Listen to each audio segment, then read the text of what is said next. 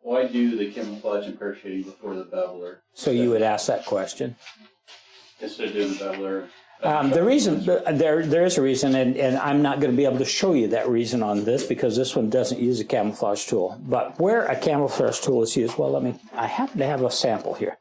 Where a camouflage tool is used, like here in this acanthus leaf, we use a camouflage along one side of this line, and I make it a really deep impression down into the middle of that acanthus leaf there, so that I get the idea of everything folds and rolls down into the middle of that. That's what I'm trying to accomplish. But sometimes I'll bleed over that line just a little bit with that camouflage tool. It'll leave a mark over on the side of the line. So if I do that first and then come back and bevel that line, I end up with a nice crisp line. So in that case right there, it makes sense. Do the camouflage first and then come back and bevel afterwards. That's one example. Why do I do that with the pear shading first?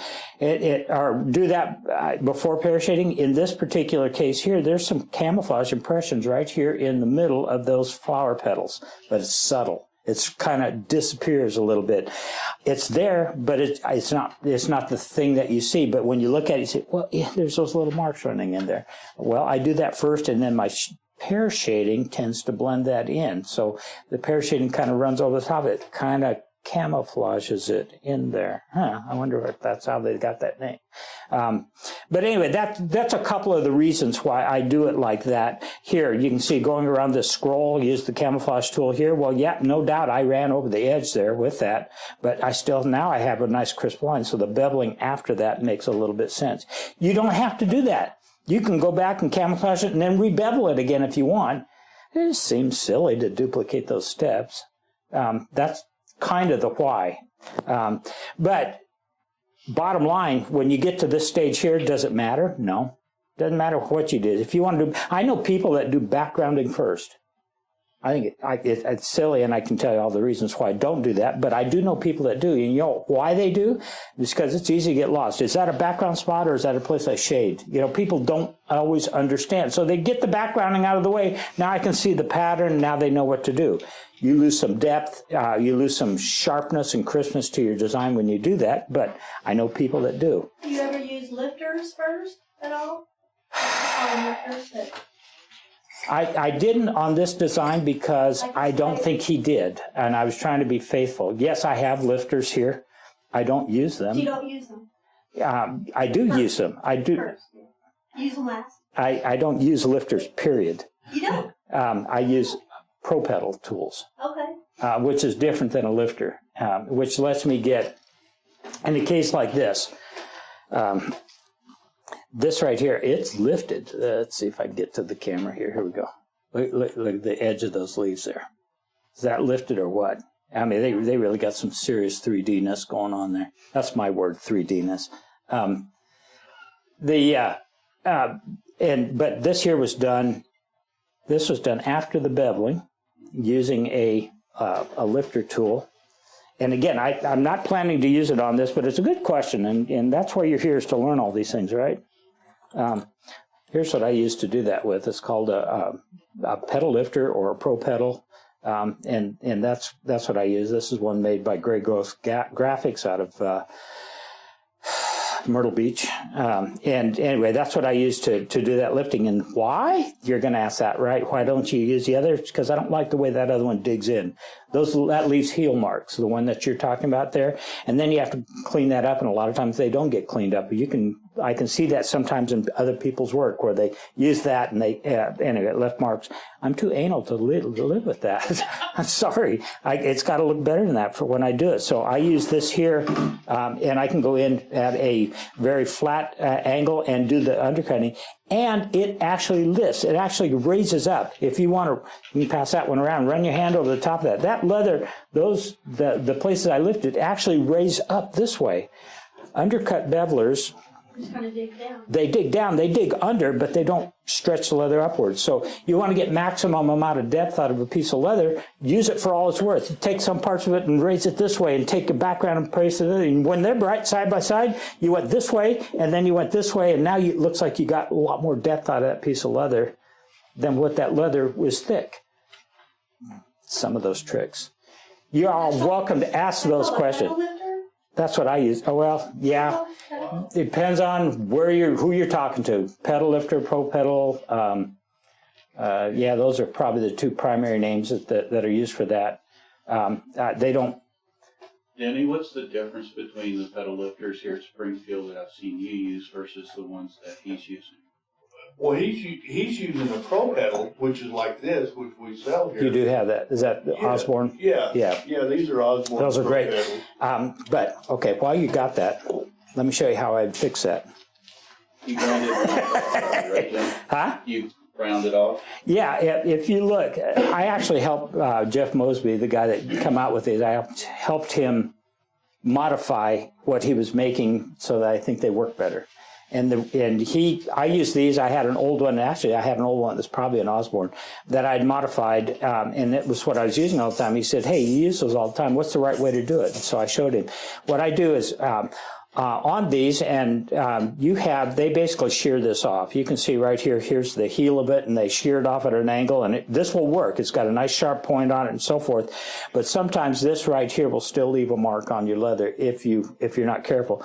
What I had him do is I had him round this off so that there is no heel on this one here, so it's a much more rounded shape to it. So that's how that's modified. So these here work just fine. They're every bit as sharp as you need them to be. Having them in sizes, do you have two sizes there? Is that what that other one is?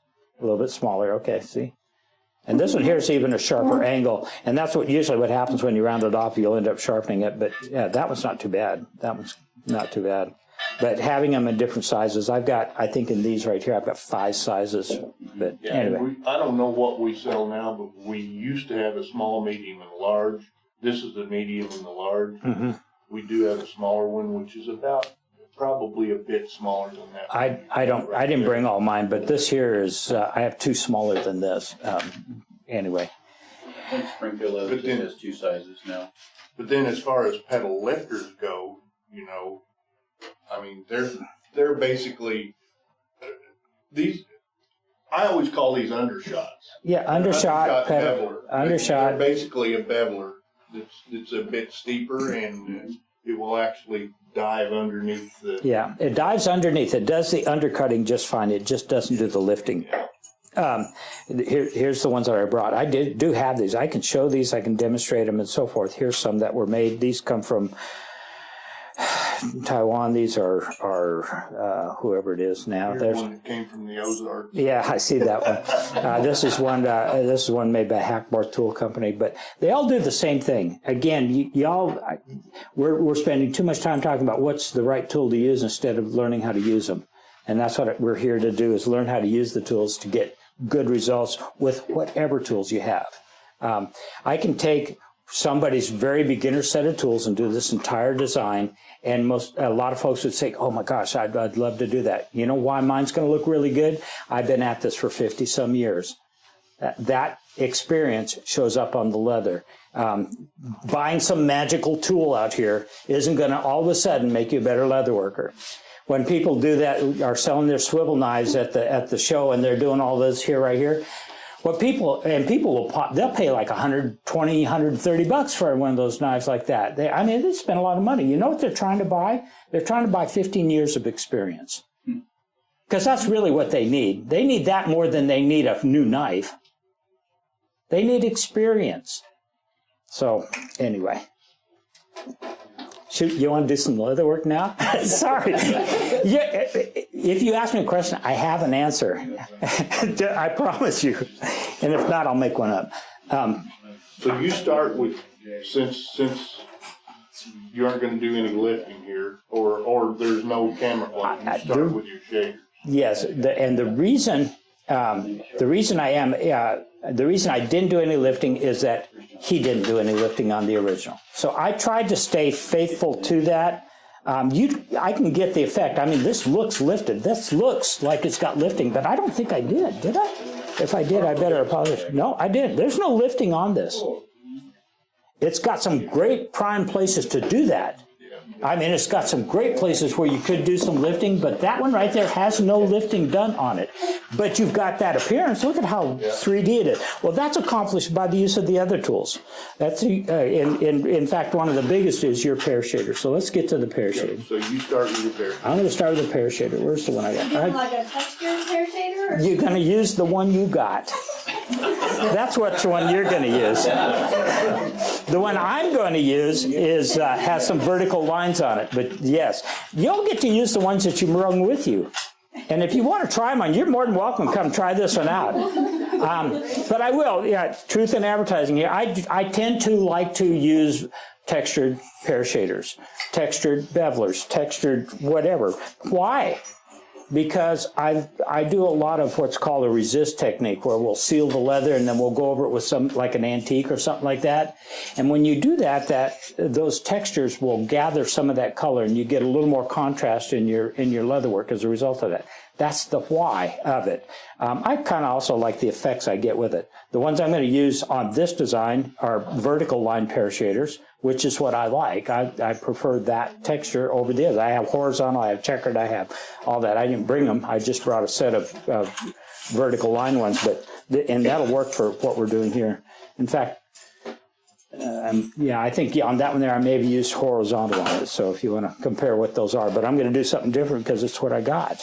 So, all right, so let's pear shade. Pear shading, what is it? Why are you doing it? What's the whole point of that? Well, you got a mallet that's falling apart here. This is I use rawhide mallet, and they get beat up pretty good. Anyway, so what's the idea of pear shading? Why do we do it? What are we trying to accomplish with that? Is it just to put some dents in here, or what? Well, we're giving it contour. These petals on here, each one of these are individual petals. And you know, I should have mentioned this. Why did I start on that one? Well, the whole idea of working from the foreground into the background. This one here lays on top of that one, and that one lays on top of that one, and that one lays on top of that one. So I'm going to do the one that's in front first. That's habit. And if I didn't stop and tell you that right now, I'd just get right on with it, and you figure you just start anywhere. No, I started somewheres on purpose. I just don't always remember to tell you that. So why? First of all, why and what are we trying to accomplish? We're trying to add contour. When I work with people that have an artist type of a background, I explain this as sculpturing. Okay, that's what we're doing. We're sculpturing the leather. We're creating contour and shape. Instead of this being a flat, smooth thing or a big old dish, I want this to have some ripples in it. I want it to have some waves in it. Are you trying to keep up with me? Well, you were shading, and I went there, and now they're giggling because I had it on your face, and I went to your left, and now you're talking again. Yeah, I do that. Yeah, I know. I'm going to have to put Denise on a camera here in a second. I got you. Thank you. All right, pear shading. Why do we pear shade? I think I explained that, to create contour. How do you do it is the next question. How do you make it work, okay?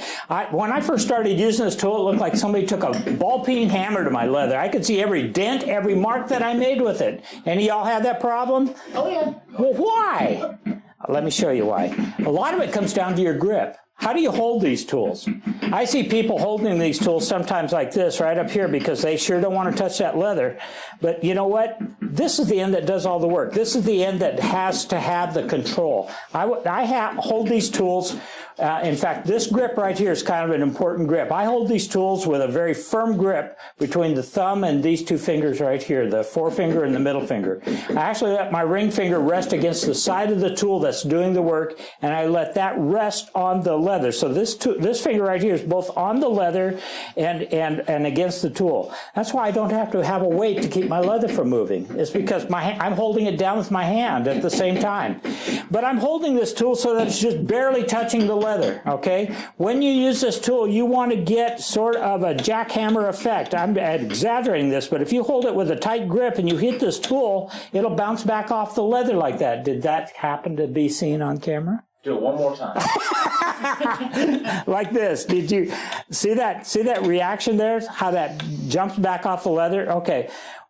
What's doing that is a tight grip right here. And I'm not actually running it like that. I'm holding it so it's barely touching the leather. It's sitting right on the top of the leather. I'm not pressing down. I'm holding it with just a little bit of pressure so that when I hit it, it's not sitting in a hole anymore. It's back up on top of the leather. It bounces back up. So when I'm walking it, when you watch somebody that's done leather work for a long time, and this is what my fault was, I watched somebody, it looks like you just whack the heck out of it, hit it really fast, and you slide it along, and there's nothing to it. And I tried that, and it just looked like doo-doo. Because this is being recorded. Y'all understood, though, right? Okay. No. So, I haven't learned Ozarkian yet, so. Stick with me. Anyway, so when I'm using it, the other thing, what causes it to come up with bumps in between each impression is you're moving it too far. I'm going to go slower again here. Watch. This is slow motion. So I'm only moving this tool. How much did I move it each time I hit it? Not much at all. It's overlapping by like 4/5 of the size of that tool. And so there's no way I can leave a bump in between each impression. When you're getting bumps in between each impression, you're moving it too fast. My suggestion is slow down. Don't try to do it so fast. All right? And then... Jim, when you start a pedal, do you start, obviously there's 3 pumps to that pedal. Do you start in the middle and then to do the 2 to the outside, or you just work across? I don't know. What did I do? I don't know. Across. On that one I did. I think on this one I started in the middle, so guess what? It don't matter. Whatever's your... But I didn't know if one would get a better desired effect or not really. I probably starting in the middle would be best because that's the prominent part of that pedal. But, you know, not all pear shading is like that. Here's the other thing about pear shading, okay? One more really important point here, and that is I don't want to see where it ends. You can see where I started out here, really deep out here. In fact, I kept a nice even distance away from the edge. You can see definitely where I started with my pear shading. But I don't want you to see where I ended. I don't want you to see where the last whack of that mallet was. You see how that so gradually fades out to nothing? That's all part of that whole thing. I was talking about the flow of the design, how the eye doesn't come to an abrupt halt. Well, I don't want you to do that with your pear shading either. Don't make these lines come down to an abrupt halt. Am I not okay?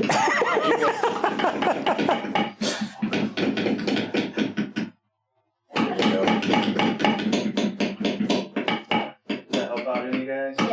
Yes. And why did it turn dark like that? That's burnish. That's burnish, right. And that burnish comes from having just the right moisture in there. It's starting to dry out. This piece of leather looks like it's starting to dry out. You can see a little bit of discoloration here, but it's just perfect. People ask me all the time, how do you know when you need to put more water on it? You know what my smart aleck answer is? When the leather tells you it needs more water. Pay attention to what's going on your leather. When you're not getting that dark color, when you're not getting the depth, you're not getting the results you're after, well, stop. Figure out why you're not. Figure out what you got to do to make that work.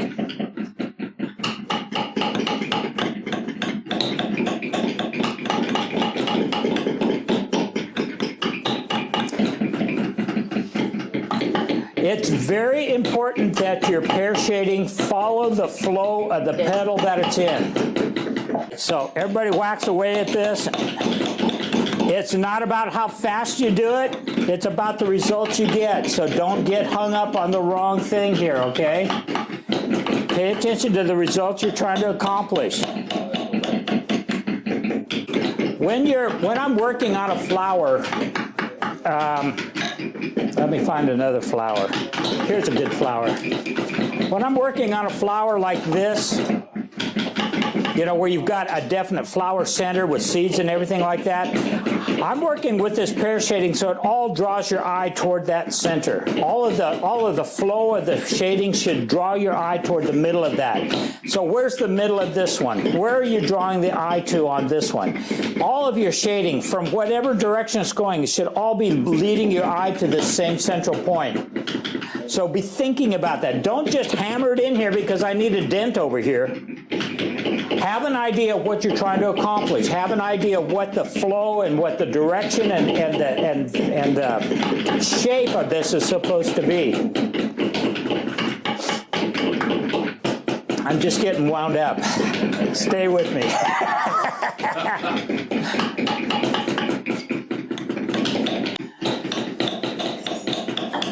So what's the difference between a thumbprint and a pear shader?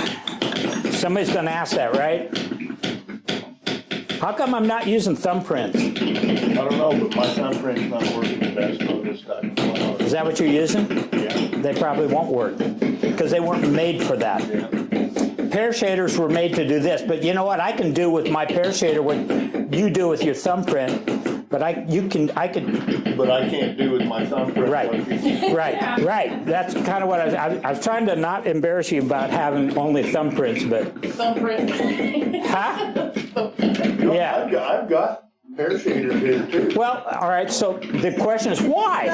Huh? Is that a thumbprint? I don't know. Yes. So what's the difference between a thumbprint and a pear shader? Great question, huh? Guys, That's a thumbprint. Is that a thumbprint? Thumbprint is long, narrow, and fairly. Can I borrow yours so I can show them? Okay, here's a thumbprint, here's a pear shader. Well, in fact, let me get a pear shader that looks like your thumbprint a little bit, okay? Here's a long, skinny pear shader. What's the difference? A thumbprint usually is very long. I don't know what camera you got. All right, yeah, you can see there.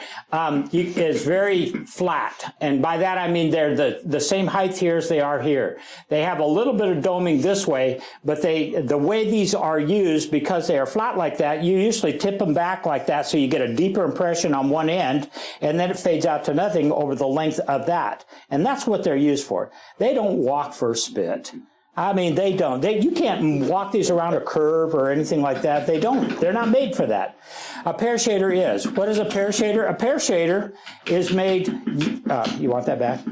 Well, no. Let me show. I'm going to show something else. A pear shader is domed both directions. So if you look at my pear shader here, it's domed this way and it's domed this way. So I can walk it along, overlapping those impressions, and not have the edge of the tool leaving a mark. You're gonna, when you try to walk this tool, you have the edge of the tool leaving a mark. You also use it to spread it out. Oh yeah, watch this. I'll take this one right here, this little skinny one, like you got right there, this pear, and I'm going to do one of these large areas on here with this one. Okay, watch. I'm going to use this. So I can use this tool with a pear shader. I can actually walk this thing sideways. I can make the top of this as wide as I need it to be. And then I can fade it out as I go down lengthwise. I can do the same impression that I'm doing with that great big one. Now, the great big one does that easier. But look, I can do that with this. Try it with yours. Well, I'm going to start. Can I borrow a pear shader? Well, all right, so believe it or not, these tools, these pear shader tools and things like that were not developed by me. They were developed by people that did leatherwork long before I did, long before they ever started making thumbprints.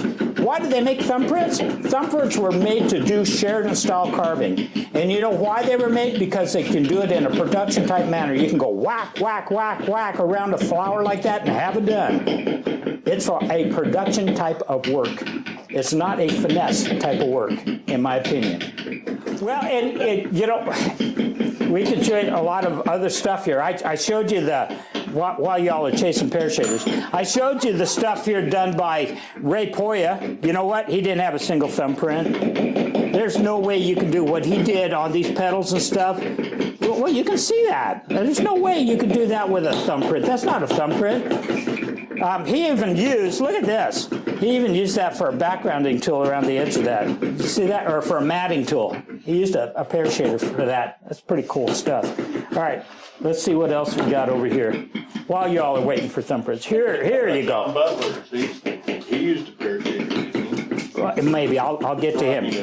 Here's another style of leather carving. This here is Northwest style. And I got several other Northwest style carvings here. Northwest style, this one was done by Ray Holes. I keep putting it upside down to y'all. Just face it towards you. I know. I'm used to having, holding this up for people to look at what I'm doing here. So anyway, so yeah, Ray Holes did this. Ray Holes is kind of considered the father of your Northwest style leather carving, and he used a variety of tools. He did use some things that are sort of like thumbprints, like out here on the way he did these. I don't even know if that was a thumbprint. That might be just some kind of homemade digger that he made there. I don't know. Just put some pretty deep holes in there. That's not even a shader. No, it's not even that. But here he used a regular pear shader in these petals here, and certainly he used that along these leaves and such. But out here he used maybe something like that. But anyway, what is Northwest style carving? Northwest style leather carving comes out of he was in Oregon. Can't remember the name of the little town he was in, but he's well known up there, and a lot of people follow him. Jesse Smith is one of his disciples, I guess, so to speak, and he does a lot of this Northwest style stuff. So what is Northwest? There's again some similarities to what you see in the Sheridan stuff. You can see that there's not necessarily the circular flow here, although things do have a nice gentle flow to them. But you come up here and then you got this flower comes out from under there, this from here, so that's a little bit like the way your Porter style stuff is done. The flowers, people will look at this flower and say, oh yeah, that's a Sheridan flower. Everybody does that, right? Now this here was going on before Sheridan. This kind of leatherwork, this kind of flower. I can show you this kind of flower in Porters. I can show it to you in California. I can show it to you in a variety of different regional styles. So it's not unique to any particular group. This leaf here, in the way that this leaf is done, is very much a Northwest style of carving. But there's some unique elements here that you see primarily in Northwest style stuff. For example, where are they? Okay, this twisted flower right here where it folds over onto itself. This is something that Ray Holes put a lot of. This particular bud, the way it's done, that's also Ray Holes and the way he did it. His Oakleys are just way the heck different, but I like them.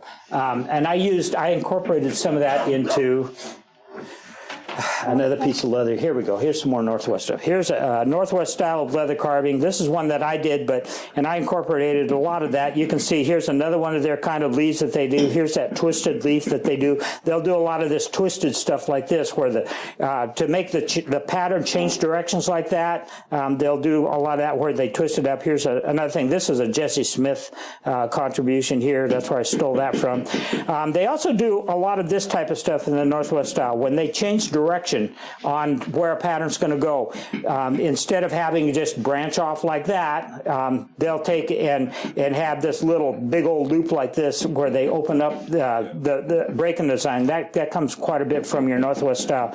There's some Jim Linnell in this too, in that I put this big turn back leaf on it like that there, just to kind of fill it up and I did the same thing down here. That's not necessarily Northwest. This turn back thing, this fold over thing, that's probably something that I probably added to that. So, but anyway, that's Northwest style. I have this here.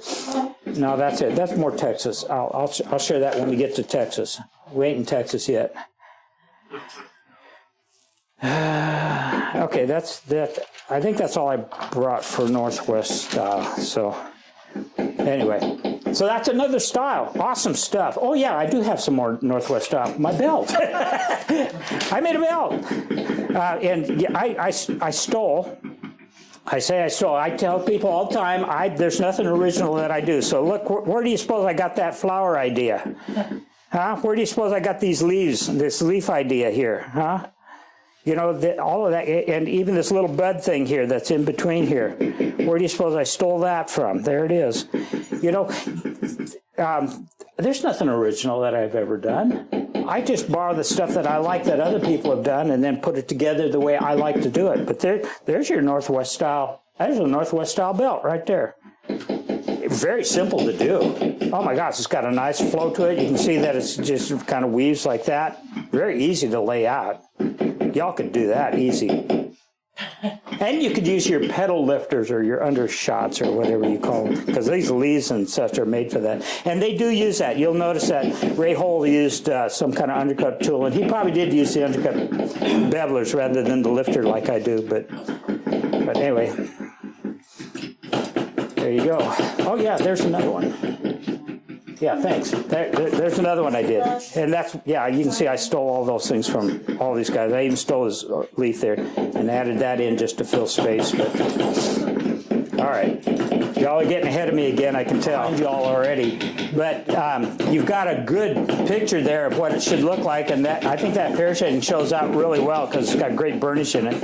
This finished piece that's sitting up here doesn't have any kind of dye or antique or anything like that on it. And because this is, I was copying something from another generation of leatherworking. They didn't have antiques. They didn't have a lot of the liquids we have now. I think what I did with that is I put a light coat of neat's foot oil on it, I think. But I know I used, still have some of the old original neat the lacquer finish. I still had some of that, and that's what I put on there for a final finish. So I tried to be faithful to the style and everything that was going on there. So. Can I ask you a question? Yeah! Are you thinking about the knife cuts that you're going to be doing when you're doing your pear shading? Yes, I do. Yes, I do. Yep, I do. Because your pear shading would kind of, or your knife cuts would follow that curve of your pear shading. Well, yeah, and the knife cuts, I'm thinking about that all the way through, the decorative cuts that you talk about, because all of this, I'm thinking about the flow of the entire design all the way through this. And the beveling will accommodate that, the pear shading is accommodating that, and yes, then the decorative cuts, it's automatic. They got to follow the flow that I've already created with all the other tools, so that's kind of where we're at with that. You got some pear shading to do. I know, I'm behind everybody, aren't I? That's all right. That's all right. How much dense should be left in the heaviest in your pear shading? How much? Yeah, like No, more. I don't know. As dense as. I don't know. It's pretty good. You can run your fingers over that and see how deep that is. There's some significant depth there. This is a blunt tool. You can really wail away on it. But it's not all the same depth. I want that fading out stuff going on. Y'all don't come down to an abrupt halt on that, right? You know that's not what you're supposed to do, right? I want it to fade out. I want it to come to nothing, right? What? Oh no, I was asking her if she brought her earplug for all the tap. This would get you kicked out of a room real fast. Yeah? You were telling a story yesterday about a hotel room that you were in. Yeah, well, back when I was doing the construction work and building, doing some saddles and such, I was carving saddles for this guy, and man, I was making big money carving saddles. I would I'd do a complete carving with a saddle, and I'd get $100 for it. I mean, I was rolling in the money then. So I would take those with me, though. On the road when I was doing these construction jobs, and I'd be staying in a hotel room or whatever, and I'd be, whatever table or counter or whatever was in there, I'd be stamping away, carving these saddle parts, and I'd have people come up and start hammering on the door, on the wall and stuff, and tell me to hold it down. And I remember one time we were working there, and this lady comes up, the housekeeper comes up, and she says, knocks on the door, and she said, "You can't be putting pictures on the wall here." They thought I was hanging pictures in there, and yeah, that was. But yeah, it does get loud sometimes. Boy, one of the loudest classes I ever sat. And this was in Spain. What is the little town up there? It's like.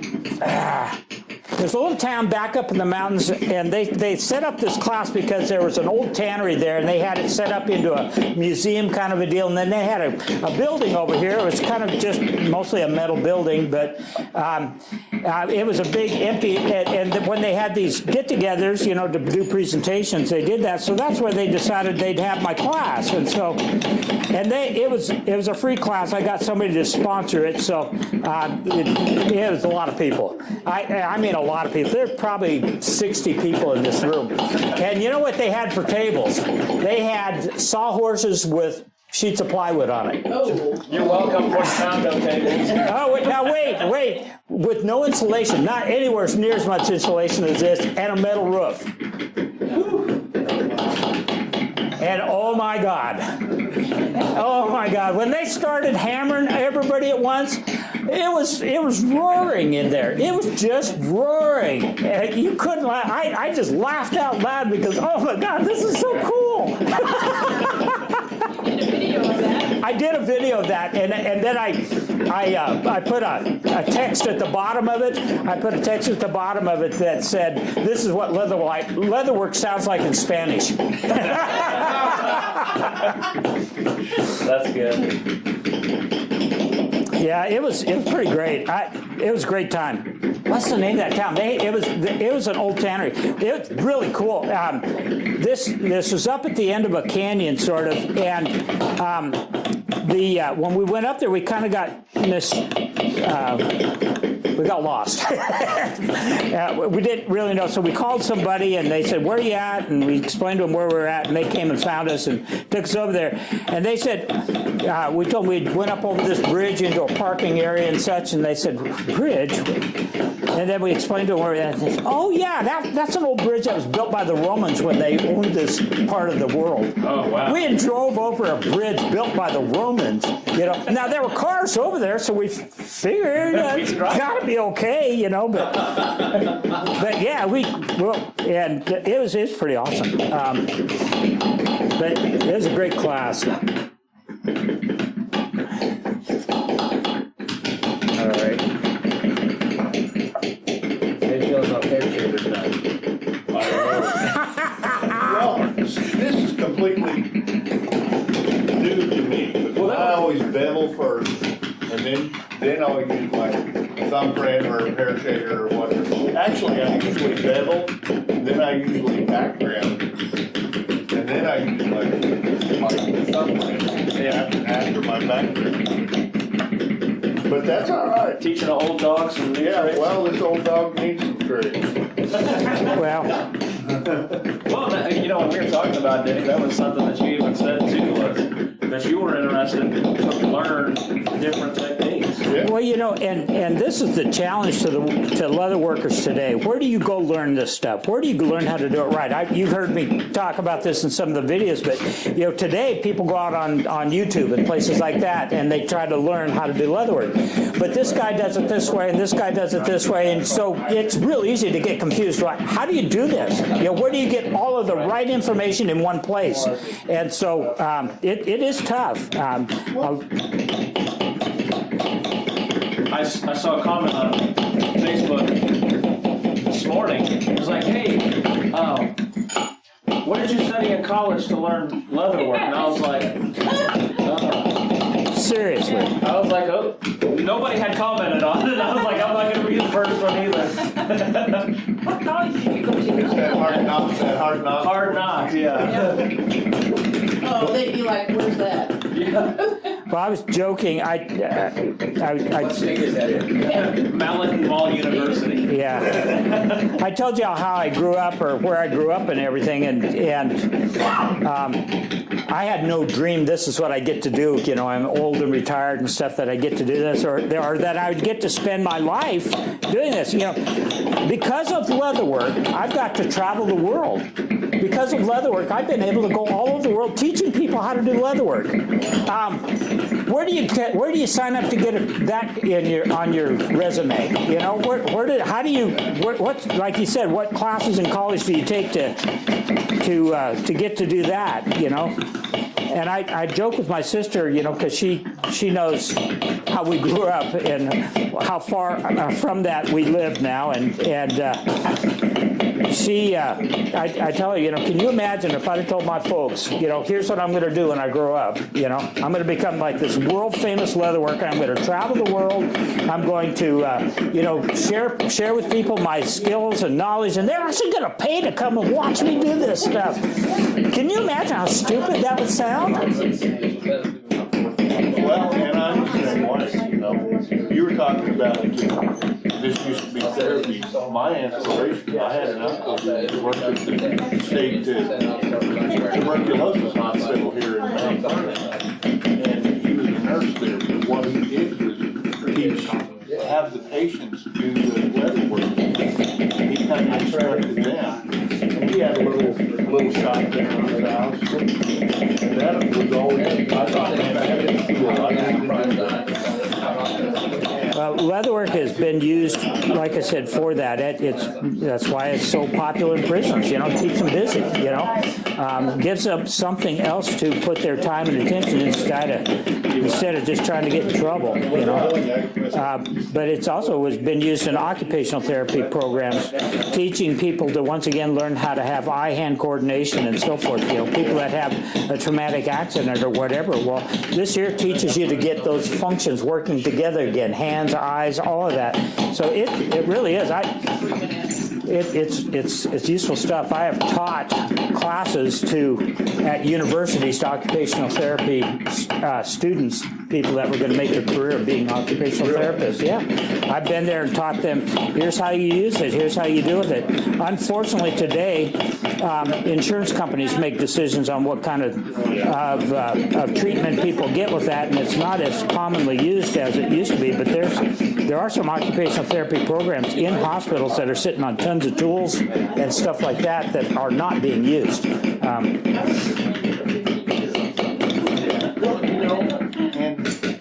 the big part of our business, the state and federal penitentiary. Yeah, of course. That's therapy. Absolutely, absolutely it is. When I used to run a candy store, some of my best customers were in prisons, you know, and I had some of them, when they got out, started some pretty successful businesses as a result of that. You know, they learned that, you know, here's a good way to make money and I don't get in trouble for it, you know.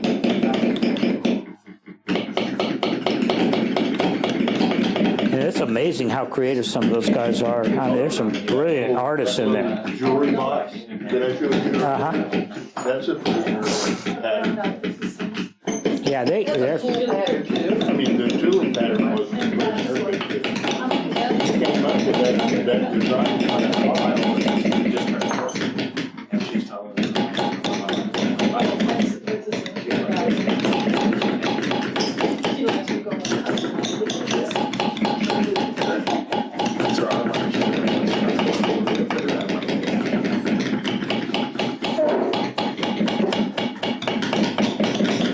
Nobody's leather's curling up on the edges yet, right? Yeah. Nobody's leather's gotten so dry that it's starting to curl up, right? Mine is. Okay. You know, if you do that, if you'll wet your leather heavier around the edges, that's where it dries out first. Did you notice? So if you wet it heavier around the edges, you don't always have to keep the middle soaked. It'll stay damp longer that way. I've noticed the sponge that you are using. Yeah?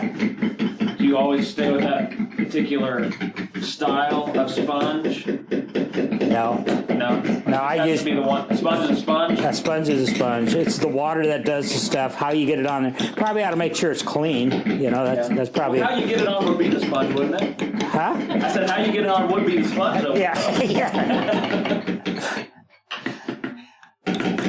No, well, yeah, it is. I have went and run it real quick under the faucet before, just when I didn't want to take the time to find that. But I'm not going to teach that method.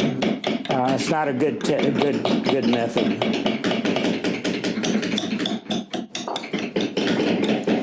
You know, one of the things I often say in all of my classes is that I'm going to show you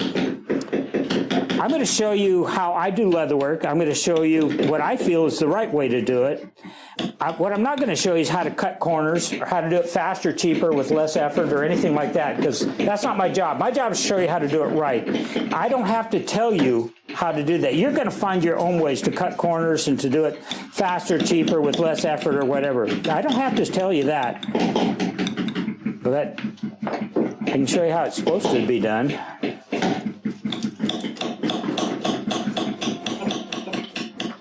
And this is not the first group where somebody said, golly, that's not the way I've been doing it, or that's not the way I was taught. Unfortunately, a lot of people were just never taught. A lot of people never have a chance to get that kind of an education, to get somebody where they can learn all of the basics. You know, there's just not enough people running around doing classes and stuff like that. As you add to your tool collection, what I would recommend is adding different sizes and varieties of the tools that you already have. I brought with me probably 5 or 6 different sizes of vertical line pear shaders so that I have one that will fit everything that I'm going to do, so that I have a consistent texture all the way through all of my shading and such. And that's what I would encourage you to do as you add to your tools. But if you want to, go ahead. If it looks like a pear shade to you, put a pear shade. Yeah. But don't mess up. Whatever you do, don't mess up, okay? Okay. Now you, Jeff has some extra pieces of leather. You need to start over. oh Lord. Make sure you get caught back up before we get on to the next part. So I just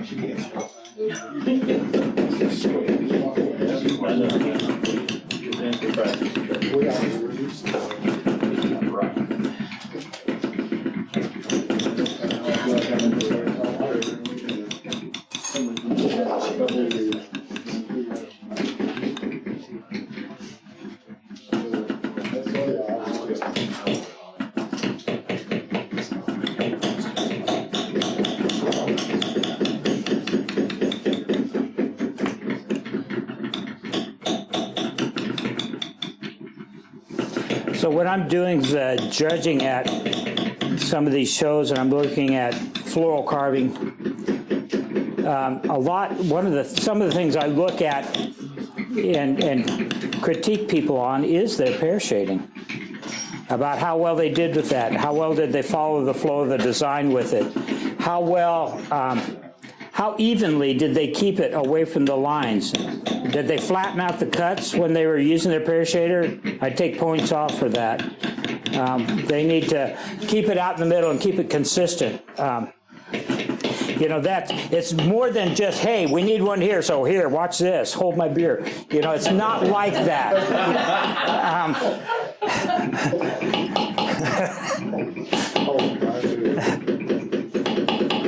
I feel like we've been there a couple times. Yeah, might have. You haven't put your signature roll on there yet. No, I haven't even made a place It's for large it. on this sample piece you got up. Yeah, I know. I was tired by the time I got there.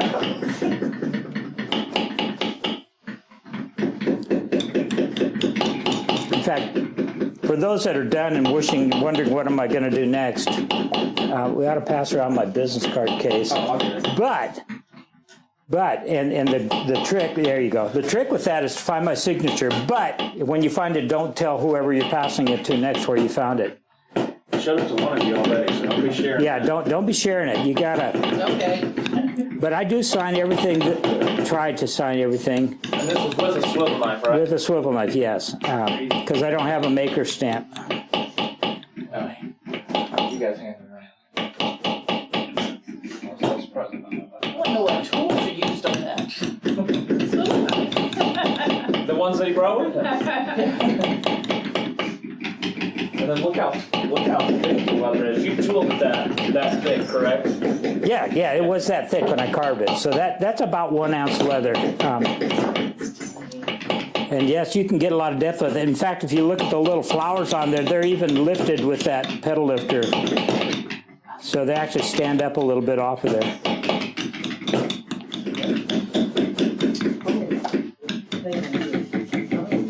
All right, I think I'm done. I better look though.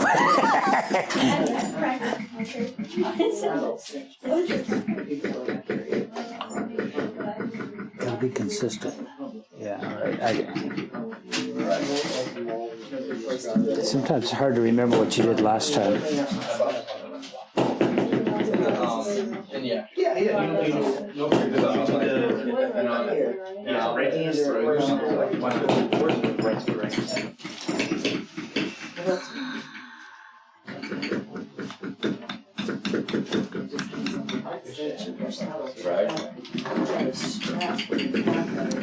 All right. You ready to bevel? Is that what's next? That's what I'm gonna do next. Like, that's what I wanna know. He was sitting there patiently waiting for. I know. Yeah, that's what I'm gonna do next, is bevel, so. But I don't wanna get ahead of everyone, so. So we'll turn it back. So,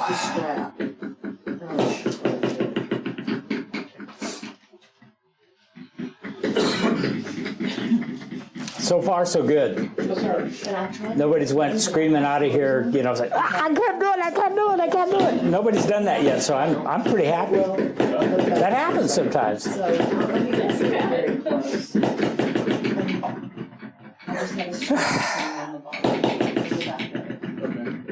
So everybody's got a reasonable set of bevelers, like more than just one, like several sizes of whatever kind you got. Okay, good.